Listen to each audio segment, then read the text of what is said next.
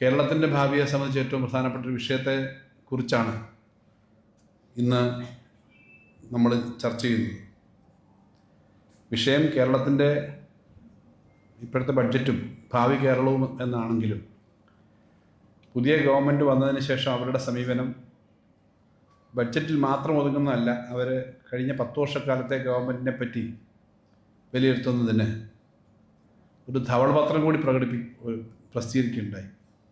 ആ ധവളപത്രം കൂടി ചേർത്തുകൊണ്ട് ബഡ്ജറ്റും ഇപ്പോഴത്തെ ഗവൺമെൻറ്റിൻ്റെ കാഴ്ചപ്പാടും എന്ന് പറയുന്നതായിരിക്കും നല്ലതെന്നാണ് ഞാൻ കരുതുന്നത്. 10 വർഷം അധികാരത്തിലിരുന്ന ഗവൺമെൻറ്റിനെ പറ്റി നിരന്തരമായി UDF നേതൃത്വം എന്നും പറഞ്ഞുകൊണ്ടിരുന്നത് കേരളം കടക്കണിയും മുങ്ങിയിരിക്കുകയാണ്, കടമാണ്, ആകെ സാമ്പത്തികമായി തകർന്നിരിക്കുകയാണ്, ഒരു രക്ഷയില്ല എന്നാണ് എപ്പോഴും പറഞ്ഞുകൊണ്ടിരുന്നത്. എന്നാൽ ഫലത്തിൽ ഏതെങ്കിലും മേഖലയിൽ വ്യാപകമായ സാമ്പത്തിക ദുരിതത്തിൻ്റെതായ അനുഭവങ്ങളുണ്ടോയെന്ന് ചോദിച്ചു കഴിഞ്ഞാൽ എവിടെയെങ്കിലും അങ്ങനെ പണം കിട്ടാനില്ല. സർക്കാർ ജീവനക്കാർക്ക്, പെൻഷൻകാർക്ക്, സാമൂഹ്യക്ഷേമ പെൻഷന്, കൃഷിക്കാർക്ക്, പൊതുവികസന കാര്യങ്ങൾക്ക്, സാമൂഹ്യക്ഷേമവും കരുതലും അതുപോലെ വികസന കാര്യങ്ങളുമാണല്ലോ എപ്പോഴും ഗവൺമെൻറ് ചുമതല. വികസന കാര്യത്തിന് മംഗലാപുരത്ത് മുതൽ അങ്ങ് പാറശാല വരെ പോയാൽ നമ്മുടെ നാട്ടിലുണ്ടാകുന്ന വികസനങ്ങളെ പറ്റിയൊന്നും ഞാൻ പറയണ്ട, നല്ലതുപോലെ അടിസ്ഥാന സൗകര്യങ്ങളിൽ വികസനം ഉണ്ടായിട്ടുണ്ട്. അപ്പം അന്നും ഒരു കാര്യം ഗവൺമെൻറ് പറഞ്ഞിട്ടുണ്ട്, ഇപ്പം ധനകാര്യമന്ത്രി എന്നല്ലേ ഞാനും പറഞ്ഞിട്ടുണ്ട്, നമുക്ക് ചെറിയ ഒരു ബാധ്യതയുണ്ട്, ഒരു ബാധ്യത നിലനിൽക്കുന്നുണ്ട്. അത് സർക്കാർ ജീവനക്കാർക്കും സർക്കാർ പെൻഷൻകാർക്കും കൊടുക്കാനുള്ള DAയും DRൻ്റെയും കുടിശ്ശികയാണ്. അതൊരു കാലത്തും പറയാതിരുന്നിട്ടില്ല, എപ്പോഴും പറഞ്ഞിട്ടുള്ള കാര്യമാണ്. അത് കൊടുക്കും. അത് കഴിഞ്ഞ ഗവൺമെൻറ് കാലത്ത് ശമ്പള പരിഷ്കരണത്തിനൊപ്പമാണ് ഏകദേശം 30,000-ഓളം കോടി രൂപ ഈ ഗവൺമെൻറ് വന്നതിന് ശേഷം കൊടുക്കേണ്ടി വന്നത്. ഞാൻ പറഞ്ഞത് ഈ ഗവൺമെൻറ് എന്ന് പറയുന്നതല്ല, ഞങ്ങൾ ചുമതല ഏറ്റെടുത്ത സമയത്ത്. അതിനു മുമ്പ് ഉമ്മൻചാണ്ടി ഗവൺമെൻറ്റിൻ്റെ സമയത്തെ ബാധ്യത തൊട്ടടുത്ത് PFE ചേർക്കുകയും പിന്നെ കൊടുക്കുകയൊക്കെ ചെയ്യുന്ന ആ ഒരു പതിവ് എപ്പോഴും ഉള്ളതാണ്.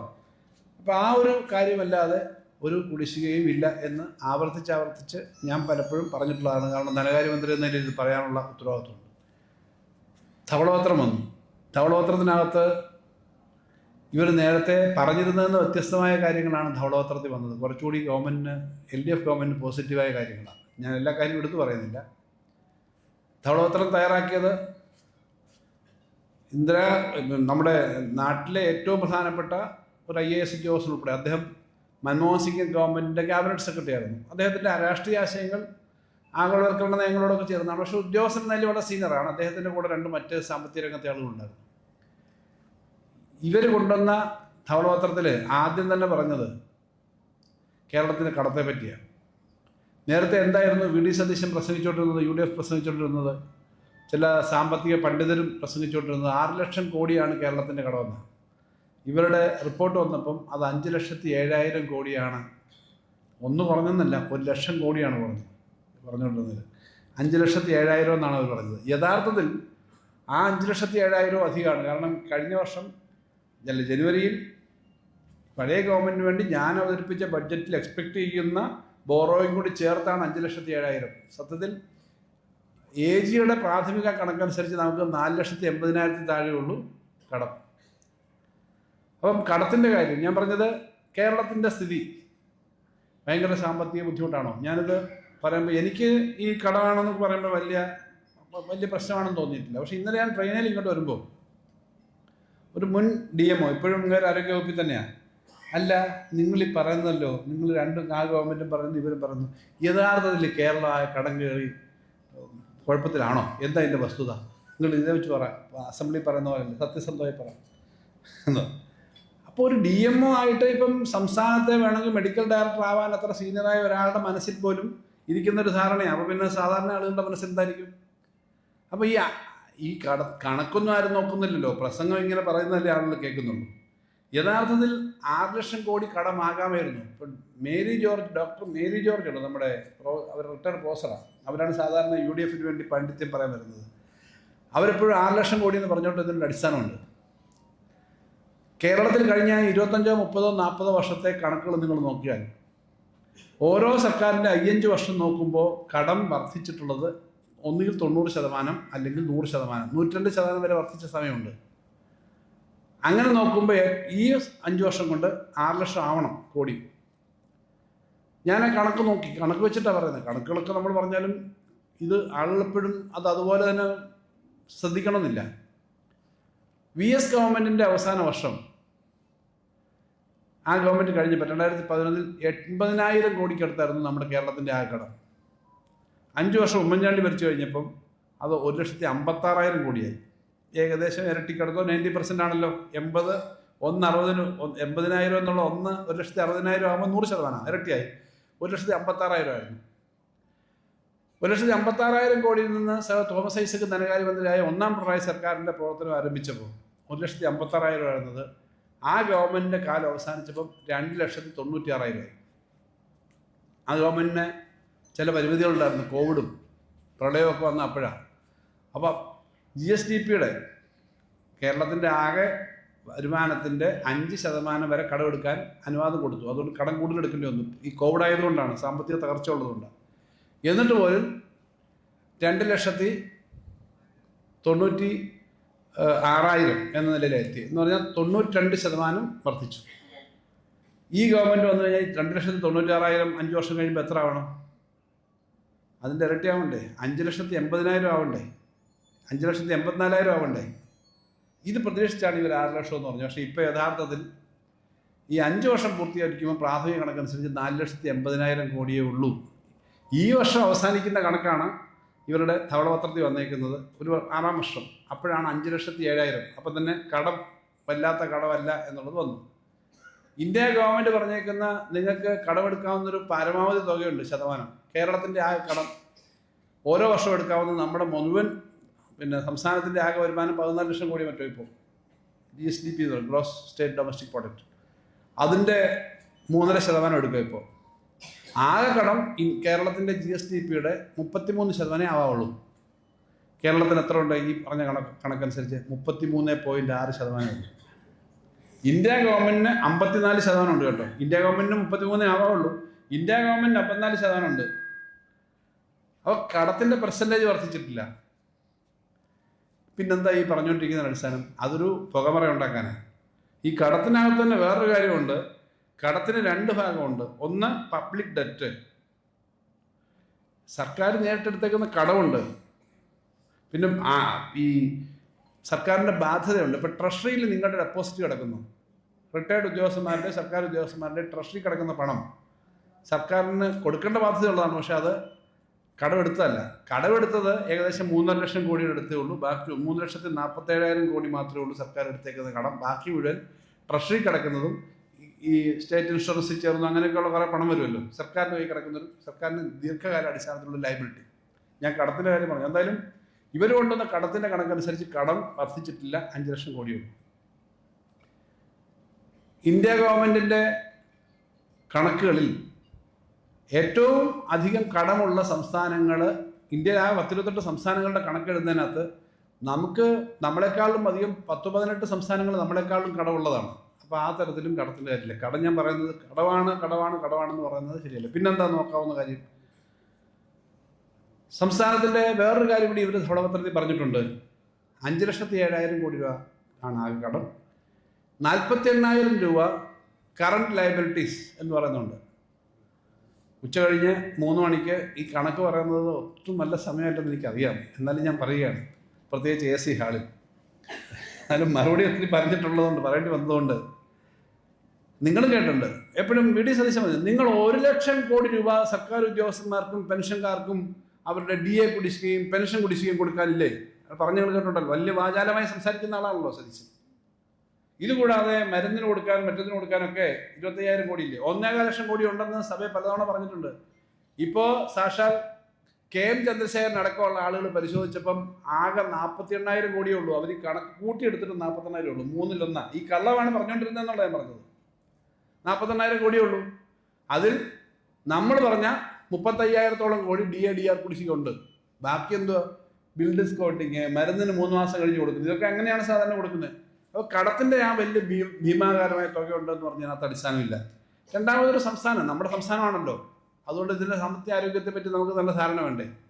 നമ്മുടെ സംസ്ഥാനത്തിന് സാമ്പത്തികമായിട്ട് വല്ലാത്ത തകർച്ചയാണോ? ഞാനൊരു കാര്യം പറയാം. കോവിഡ് കഴിഞ്ഞ 3 വർഷക്കാലം നമ്മൾ ഖജനാവ് അടച്ചുപൂട്ടും. ഇപ്പോൾ MLA മാരായിരുന്നവരൊക്കെ ഖജനാവ് അടച്ചുപൂട്ടുമെന്ന് നമ്മൾ ഭയന്ന സമയമാണ്. കാര്യം അത്രയ്ക്ക് വരുമാനം കുറഞ്ഞു, കേന്ദ്രം കുറെ പണം വെട്ടിക്കുറച്ചു. അപ്പം അത് ആ 3 വർഷം അതിന് പ്രശ്നം ഉണ്ടായിരുന്നു. ഞാൻ ധനകാര്യമന്ത്രിയായ ഒന്നാമത്തെ വർഷം നമ്മൾ ചെലവാക്കിയത് 1,63,000 കോടിയാണ്. രണ്ടാമത്തെ വർഷം 1,60,000 കോടി ചെലവാക്കാൻ പറ്റുള്ളൂ. മൂന്നാമത്തെ വർഷം 1,60,000. ഇതിനകത്ത് 10,000 കോടിയുടെ വ്യത്യാസമായി. 3,60,000 കോടി. ഏതെങ്കിലും ഒരു സ്ഥലത്ത് 3 വർഷം ഒരേ ചെലവാണെങ്കിൽ അതിനർത്ഥം എന്തുവാ? സ്റ്റാഗ്നേഷൻ എന്നാണ്, അല്ലേ? പണപ്പെരുപ്പം അനുസരിച്ച് തന്നെ കൂടണ്ടേ? ബഡ്ജറ്റ് രേഖകളുള്ളതുകൊണ്ട് പറയാതിരിക്കാൻ പറ്റില്ല. ഞാനിത് നിയമസഭയിൽ പറഞ്ഞിട്ടുള്ളതാണ്. ഇത്രയേ ഉള്ളൂ. എന്താ കാര്യം? നമ്മുടെ വരുമാനം വർദ്ധിച്ചു എന്നുള്ള സത്യം. പക്ഷെ കേന്ദ്രത്തിൽ നിന്ന് തന്നുകൊണ്ടിരുന്ന പണം വലിയ തോതിൽ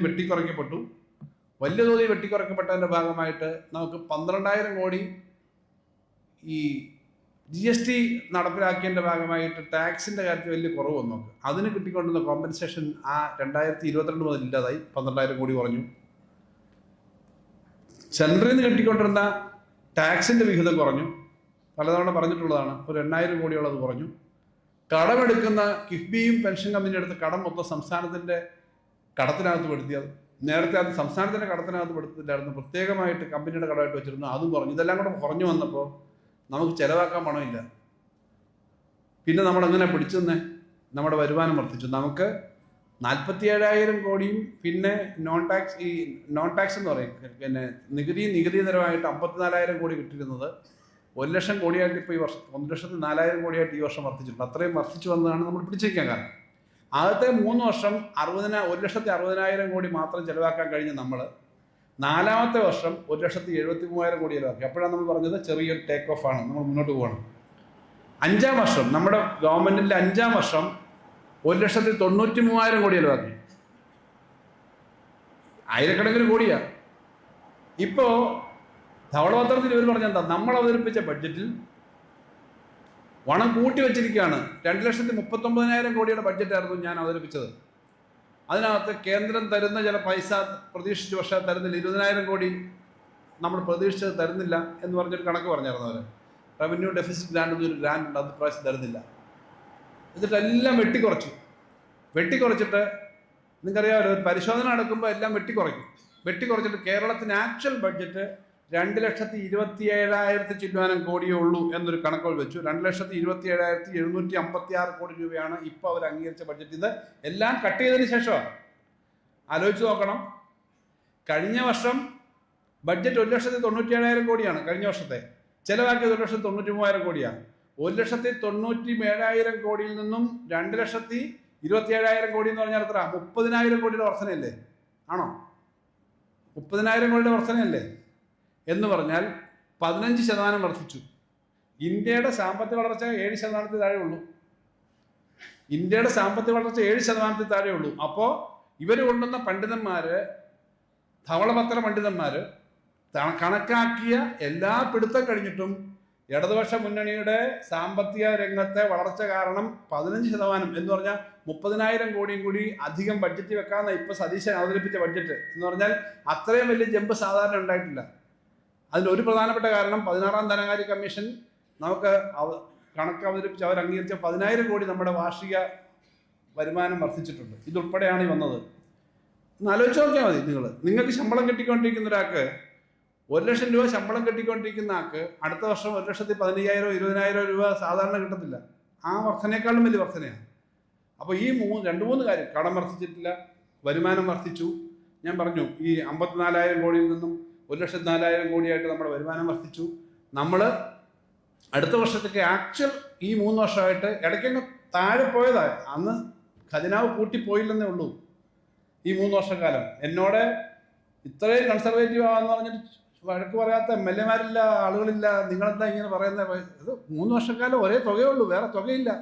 പക്ഷെ 4-ാം വർഷവും 5-ാം വർഷവും നമ്മൾ കൂടുതൽ കൊടുത്തു തുടങ്ങി. ഇനിയിപ്പോൾ നമുക്കറിയാം ഇതിനേക്കാളും നന്നായി പോകാൻ പറ്റും. വീണ്ടും ഇടതുപക്ഷ ജനാധിപത്യ മുന്നണി അധികാരത്തിൽ വരണമെന്ന് ആഗ്രഹിച്ച് തന്നെയാണ് നമ്മൾ മുന്നോട്ട് പോയത്. അതനുസരിച്ചിട്ടുള്ള കാര്യങ്ങൾ അനുസരിച്ച് അതിൻ്റെ വരുമാനം വർദ്ധിപ്പിക്കാനുള്ള കാര്യങ്ങൾ നമ്മൾ ചെയ്തിട്ടുണ്ട്. അപ്പോൾ അങ്ങനെ മെച്ചപ്പെട്ട് വന്ന കാലത്ത് ഇവർ പറയുന്ന ധവളപത്രത്തിനകത്ത് അടിസ്ഥാനമില്ല. ഞാനിത് പറഞ്ഞത് ധവളപത്രത്തിന്റെ ഭാഗമായി വേറെ ഒത്തിരി കാര്യങ്ങളുണ്ട്. പക്ഷെ ധവളപത്രം എന്തിനാണ് ഇങ്ങനെ അവതരിപ്പിച്ചത്? ധവളപത്രം അവതരിപ്പിച്ചതിന് ഉദ്ദേശമുണ്ട്. ധവളപത്രത്തിന്റെ ആദ്യ ഭാഗത്തും അവസാന ഭാഗത്തുമായി പറഞ്ഞേക്കുന്ന നമ്മുടെ ഗവൺമെന്റിന്റെ ഭരണപരമായ സ്വഭാവത്തിൽ മാറ്റം അവർ പ്രഖ്യാപിച്ചു. ഒന്നാമത്തെ കാര്യം, വൈദ്യുതി സ്വകാര്യവൽക്കരിക്കണമെന്ന് പറഞ്ഞു. ആദ്യത്തെ ഒരു 10-15 പേജിനകത്തുണ്ട് വൈദ്യുതി സ്വകാര്യവൽക്കരിക്കണം എന്ന് പറഞ്ഞാൽ വൈദ്യുതി ബോർഡ് അടക്കമുള്ളത് സ്വകാര്യവൽക്കരിക്കണം എന്നാണ്. രണ്ടാമത് അവർ പറഞ്ഞു, നിങ്ങൾക്ക് കടലുണ്ട്, കായലുണ്ട്, ഇഷ്ടംപോലെ സ്വത്തുണ്ട്, അത് ഒരു കേരളത്തെ ഒരു പോർട്ട് സിറ്റി ആക്കുമെന്ന് പറഞ്ഞു. ധവളപത്രത്തിൽ പറഞ്ഞതാണ്, ബഡ്ജറ്റ് ബാക്കി പറഞ്ഞു വേറെ. കേരളത്തെ ഒരു പോർട്ട് സിറ്റി ആക്കുമെന്ന് പറഞ്ഞു.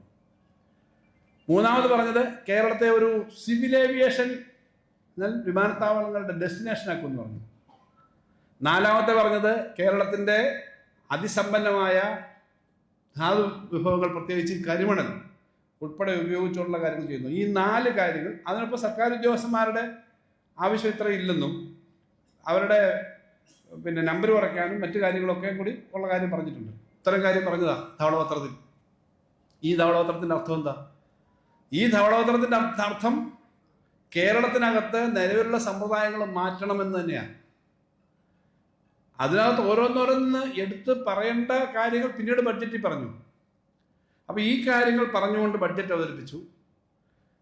അടിസ്ഥാനപരമായി അവർ പറഞ്ഞ കാര്യങ്ങളൊന്നും ശരിയല്ല എന്ന് തെളിയിക്കുന്ന തരത്തിലേക്ക് സാമ്പത്തിക രംഗത്ത് നമുക്ക് മുന്നോട്ട് പോകാൻ കഴിയാത്ത അവസ്ഥയില്ല എന്നുള്ളത് വ്യക്തമാണ്. ഉമ്മൻചാണ്ടി ഗവൺമെൻറ് സമയത്ത് ശരാശരി ഒരു വർഷം ചെലവാക്കിയതിനേക്കാളും നല്ല വർധനയുണ്ട് ഒന്നാം പിണറായി സർക്കാർ. ഒരു വർഷം 1,17,000 കോടി വെച്ച് നമ്മൾ അന്നത്തെ സർക്കാർ ചെലവാക്കി. ഒരു വർഷം 1,17,000. രണ്ടാം പിണറായി സർക്കാർ ആദ്യത്തെ 3 വർഷം ഈ പിടുത്തം ഉണ്ടായിട്ടും നമ്മൾ 1,70,000 കോടിയാണ് ശരാശരി ഒരു വർഷം ചെലവാക്കിയത്. പണം ചെലവ് കുറയ്ക്കുകയല്ല ചെയ്തത്, മുന്നോട്ടാണ് വന്നത്. ഇനിയത്തെ കണക്കനുസരിച്ച്, എൻ്റെ ഒരു കണക്കനുസരിച്ച് നമ്മൾ എക്സ്പെക്ട് ചെയ്ത പോലെയാണ് ധനകാര്യ രംഗം പോകുന്നതെങ്കിൽ ഇപ്പോൾ 1,93,000 നിന്നും 3 ലക്ഷം കോടിയിലേക്ക് നമ്മുടെ വാർഷിക ചെലവ് 5 വർഷം കൊണ്ടെത്തും. അപ്പം അങ്ങനെ ഒരു ഗ്രോത്തിൻ്റെ വളർച്ചയുടെ പാതയല്ല ഇത്. വെറുതെ വളർച്ചയുടെ പാത പറഞ്ഞതല്ല. 1,70,000 കോടി ചെലവാക്കിയെന്ന് ഞാൻ പറഞ്ഞത് വെറുതെ അല്ല. ഞാനിവിടെ കാസർഗോഡ് കിഴക്കൻ മേഖലയിൽ കഴിഞ്ഞ ഇലക്ഷന് മുമ്പ് കുറേ പരിപാടിക്ക് വന്നപ്പം ഏതെങ്കിലും റോഡ് BMBC ഇല്ലാത്ത വലിയ റോഡില്ലാത്തതുണ്ടോ? അപൂർവമായിട്ട് വേണമെങ്കിൽ എടുത്ത് 1-2 കാണുമായിരിക്കും. പക്ഷെ പൊതുവിൽ നോക്കി അങ്ങ് കിഴക്കൻ മേഖലയിലെ പടിഞ്ഞാറൻ മേഖല ഏത് സ്ഥലത്താണ് NH ഈ പണിഞ്ഞുകൊണ്ടിരിക്കുന്നുണ്ട്. NHന്റെ പണി പൂർത്തിയാകാറുണ്ട്. 6,000 കോടി 5,800 ചില്ലാനം കോടി നമ്മൾ കൊടുത്തതുകൊണ്ട് മാത്രമാണ് ഈ നാഷണൽ ഹൈവേ പൂർത്തിയായത്. കാരണം വേറൊരു സ്റ്റേറ്റിന് അത് കൊടുക്കണ്ട, നമ്മൾ മാത്രമേ കൊടുത്തുള്ളൂ. അത് നമ്മുടെ കടപരിധിപ്പെടുത്തരുതെന്ന് പോയി പലതവണ റിക്വസ്റ്റ് ചെയ്തു, അതുപോലെ സമ്മതിച്ചില്ല. ഈ റോഡ് വിഴിഞ്ഞം തുറമുഖം ഇന്നിപ്പോൾ വലിയ വിവാദമാണല്ലോ. ആ വിഴിഞ്ഞം തുറമുഖം ലോകത്തെ ഏറ്റവും വലിയ തുറമുഖങ്ങളിലൊന്നാണ്. അതിൻ്റെ പ്രത്യേകതയൊക്കെ നിങ്ങൾക്കറിയാം. കാസർഗോഡ് മുതൽ തിരുവനന്തപുരം വരെ പോകുമ്പം കാസർഗോഡ് തീരത്തിൻ്റെയോ കൊല്ലം തീരത്തിൻ്റെയോ ആലപ്പുഴ എറണാകുളം കൊച്ചി തീരത്തിൻ്റെ പ്രത്യേകതയല്ല വിഴിഞ്ഞത്തിനുള്ളൂ. വിഴിഞ്ഞത്ത് അന്തർദേശീയ ചരക്ക് ഗതാഗത പാതയിൽ നിന്നും 10 കിലോമീറ്ററേ ഉള്ളൂ തുറമുഖത്തിൻ്റെ ദൂരം. അവിടെ ഏറ്റവും ആഴം നാച്ചുറലായി ആഴമുള്ള സ്ഥലമാണ്. സൈഡിൽ പാറക്കെട്ടുകളായതുകൊണ്ട് ഇടയ്ക്കിടയ്ക്ക് മണ്ണ് ഡ്രഡ്ജ് ചെയ്യേണ്ട ലോകത്തെ ഏറ്റവും വലിയ കപ്പലെടുക്കാവുന്ന തുറമുഖമാണ്. ആ തുറമുഖം നിർമ്മാണം തുടങ്ങി പൂർത്തീകരിച്ചത് ഈ സർക്കാരാണ്. ആദ്യമേയൊക്കെ അഗ്രിമെൻ്റൊക്കെ വെച്ചിരുന്നു. പണ്ട് നായനാരുടെ കാലത്ത് തുടങ്ങിയതാണ്. VSന്റെ കാലത്ത് കുറേ ടെൻഡർ ചെയ്തു. അതിനുശേഷം ഉമ്മൻചാണ്ടി സമയത്ത് കരാർ വെച്ചു. ഒന്നാമത് ഗവൺമെൻറ് സമയത്ത് തുടങ്ങിയെങ്കിൽ കോവിഡ് കാരണം മുന്നോട്ട് പോയില്ല. അതിൻ്റെ 90% എക്സ്പെൻഡിച്ചർ നടത്തിയത് ഈ രണ്ടാം പിണറായി സർക്കാരാണ്. ഒരൊറ്റ രൂപ കേന്ദ്ര ഗവൺമെൻറ്റിൽ നിന്ന് കിട്ടിയിട്ടില്ല കേട്ടോ. ഒരൊറ്റ രൂപ കേന്ദ്ര ഗവൺമെൻറ്റിൽ നിന്ന് അതിനായിട്ട് ഏതെങ്കിലും തരത്തിൽ വന്നില്ല. അവസാനം കുറച്ച് കടം ആയിട്ട് കുറച്ച് പണം തന്നല്ല, ഒരു പണം കിട്ടിയിട്ടില്ല. വേൾഡ് ബാങ്കിൻ്റെയോ വേറെയോ കിഫ്ബിയോ ഒന്നും നമ്മൾ ലോൺ എടുത്തിട്ടില്ല.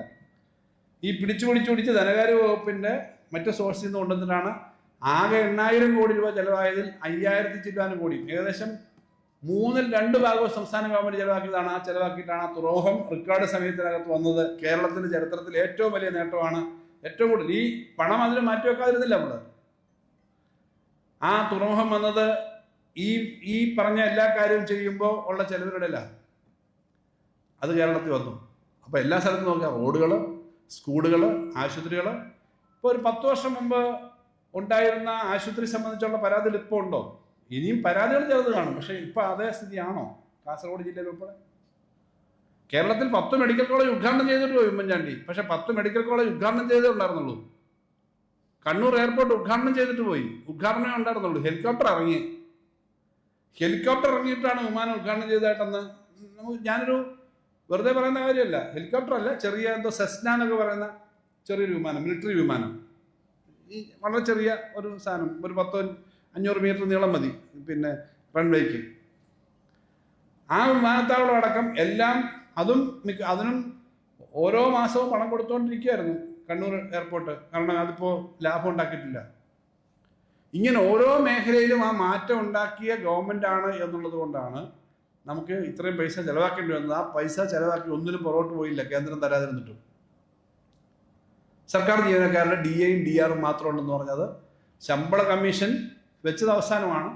ശമ്പള കമ്മീഷൻ വെക്കുമ്പോൾ അതിനൊപ്പം മുഴുവൻ പെൻഡിങ് DAയും DRും കൊടുത്തു കഴിഞ്ഞു. ഇനി കിട്ടാനുള്ളത് ഫിറ്റ്മെൻറ്റ് മാത്രമാണ്.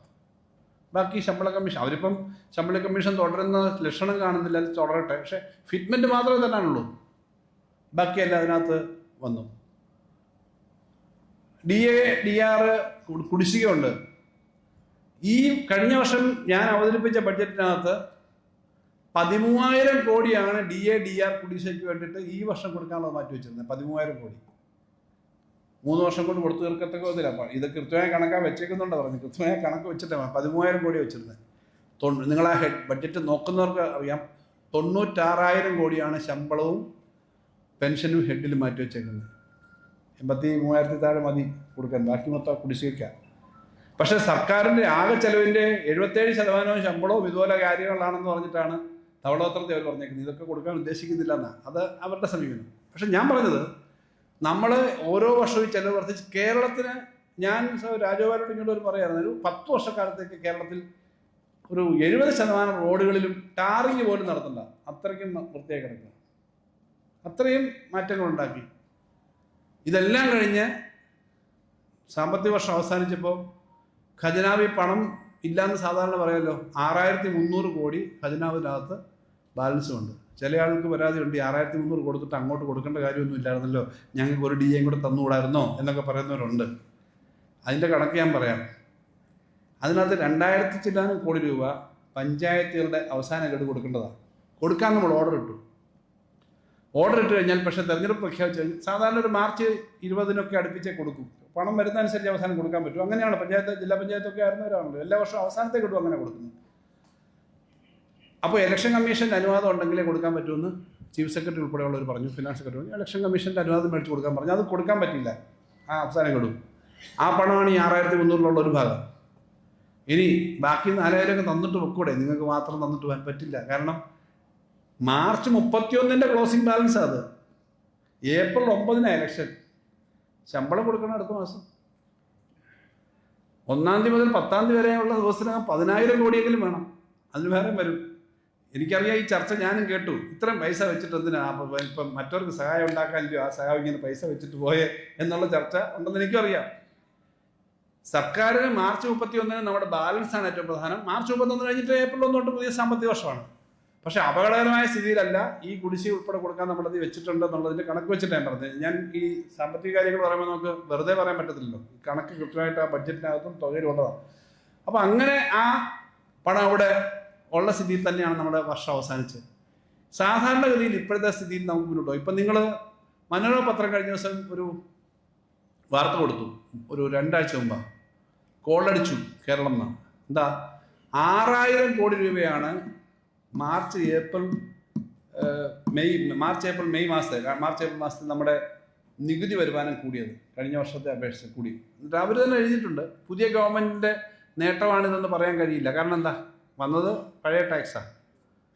അപ്പോൾ സാമ്പത്തിക രംഗത്ത് നമ്മൾ ടാക്സുകളൊന്നും കൂട്ടാൻ പറ്റില്ല നമുക്ക്, പക്ഷേ എഫക്റ്റീവ്നെസ് കൂട്ടാം. അങ്ങനെ നമ്മൾ നിരന്തരമായി നടത്തിയ ഇടപെടലുകളുടെ ഭാഗമായിട്ടാണ് ഈ ജൂൺ മാസത്തെ കണക്ക് വന്നപ്പോഴും കഴിഞ്ഞ ജൂൺ മാസത്തെക്കാളും 300 കോടി അധികം ഉണ്ട്. അപ്പോൾ അങ്ങനെ ഒരു സാമ്പത്തിക രംഗത്തൊരു മെച്ചം വന്നു. ഏത് ഗവൺമെൻറ് ആയാലും കേരളത്തിൻ്റെ എക്കണോമി മെച്ചപ്പെടുന്ന തരത്തിലേക്ക് കാര്യങ്ങൾ വന്നു. നിങ്ങൾക്ക് നാട്ടിൻപുറത്തെയൊക്കെ ആ മാറ്റങ്ങൾ അറിയാം. അപ്പോൾ ഇങ്ങനെ ഒരു സാമ്പത്തിക സ്ഥിതിയിൽ അവസാനിപ്പിച്ചിട്ടും ഇവർ പറയാൻ ശ്രമിച്ചത് മൊത്തം തകർത്തുന്നു. ഏതിനകത്താണ് ഇവർക്ക് കാണാനുള്ളത്? ആകെ ഞാൻ ഈ പറഞ്ഞ DA DR മാത്രമാണ്. പിന്നെ കെട്ടിട നിർമ്മാണ തൊഴിലാളികളുടെ ക്ഷേമനിധി കൃത്യമായി പ്രവർത്തിക്കാത്തതിൻ്റെ ഒരു പ്രശ്നം വന്നിട്ടുണ്ട്. അതും തുറന്ന് പറയുന്നതിന് വഴിയില്ല. അത് എന്തുകൊണ്ടാണ് പറ്റാഞ്ഞ്? പഞ്ചായത്ത് വകുപ്പ്, തൊഴിൽ വകുപ്പ് നേരത്തെ കളക്ട് ചെയ്തുകൊണ്ടിരുന്ന പഞ്ചായത്ത് വകുപ്പ് കളക്ട് ചെയ്യാൻ പറഞ്ഞു. പക്ഷേ ഇതിനാവശ്യമായ പേപ്പറുകളാകാത്തതുകൊണ്ട് 2 വർഷക്കാലം ഏകദേശം നിയമസഭയിലൊക്കെ ഇവരൊക്കെ സബ്മിഷനൊക്കെ കൊടുത്തുള്ളത്.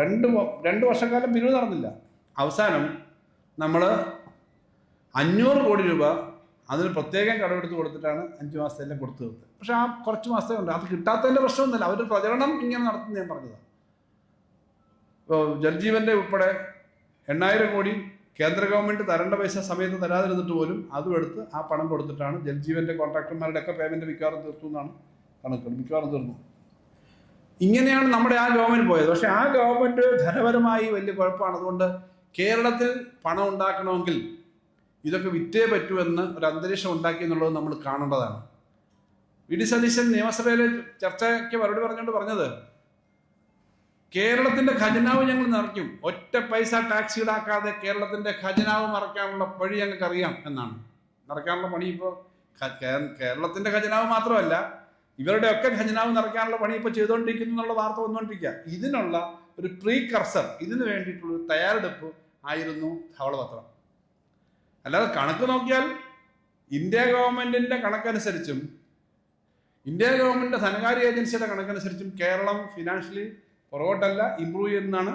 കഴിഞ്ഞ ജൂൺ മാസം 18-നോ 19-നോ 20-നോ മറ്റോ ഈ കേന്ദ്ര റിസർവ് ബാങ്ക് CAG ഇറക്കിയ ഡിക്കേഡൽ 10 വർഷക്കാലത്തെ സംസ്ഥാനങ്ങളുടെ സാമ്പത്തിക സ്ഥിതിയെ പറ്റിയുള്ള റിപ്പോർട്ടിനകത്ത് ഇന്ത്യയിലെ 6 സംസ്ഥാനങ്ങൾ മാത്രമാണ് അവരുടെ റവന്യൂ വരുമാനത്തിൻ്റെ 60%-ലധികം നികുതി കൂടി ഉണ്ടാക്കുന്നത്. അതിനകത്ത് 4ാം സ്ഥാനം കേരളത്തിലാണ്. ആകെയുള്ള വരുമാനത്തിൻ്റെ 60%-ലധികം, ആകെ നമ്മുടെ റവന്യൂ വരുമാനത്തിൻ്റെ 60%-ലധികം സ്വന്തമായ നികുതി കൂടെ കണ്ടെത്തുന്ന സംസ്ഥാനമായിട്ട് കേരളമുണ്ട് എന്ന് CAG റിപ്പോർട്ടാണ്. ഈ 60% നമ്മളുണ്ടാക്കുമ്പം 30% മാത്രം ഉണ്ടാക്കുന്ന ബീഹാർ പോലുള്ള സംസ്ഥാനങ്ങളുണ്ട്. പക്ഷെ അവർക്ക് കേന്ദ്ര സപ്പോർട്ട് കൊടുക്കുന്നുണ്ടാണ് നിൽക്കുന്നത്.